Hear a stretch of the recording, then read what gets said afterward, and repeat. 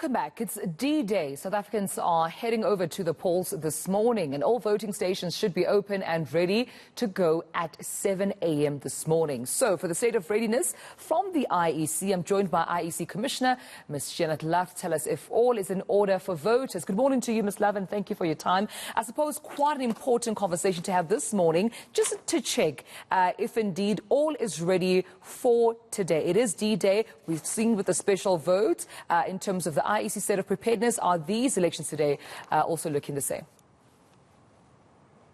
Remarkably, I think we can say confidently that all is ready.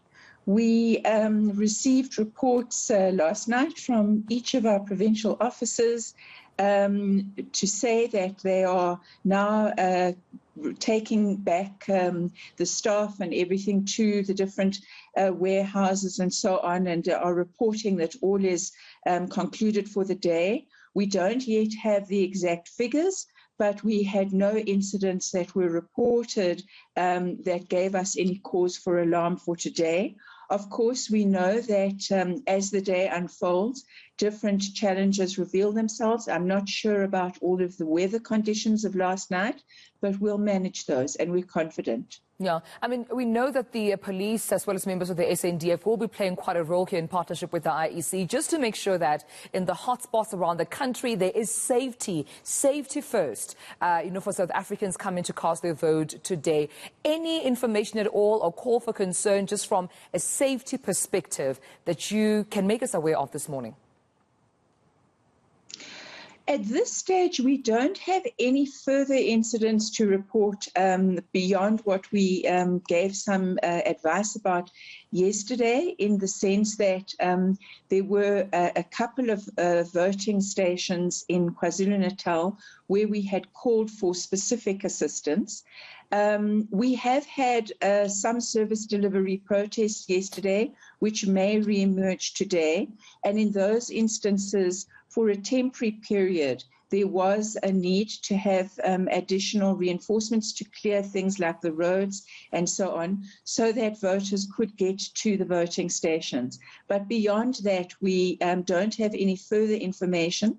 We will be, during the course of the day, obviously we'll be having the media briefing, but should there be any further incidents, I'm sure that that's something we'll be releasing as those reports come in. All right, but also at the same time, I mean, presiding officers, IEC officials will be playing quite an important role, as we've seen them playing this past weekend, in making sure that they administer these elections quite, fairly, orderly, smoothly, but also safely for those coming through. So, I mean, with what you've gone through this past weekend alone, that statement you've released around a presiding officer in Mpumalanga who was dismissed after he was found to be under the influence of alcohol. Jason Thathia, our eNCA reporter, telling us about some allegations of, some, complaints of, either, voters complaining and other political parties that some ANC members seem to have been too close to IEC officials, those seemingly to be allegations at this point going through investigations. I'm sure there are others also mushrooming up. But how are you making sure that you don't have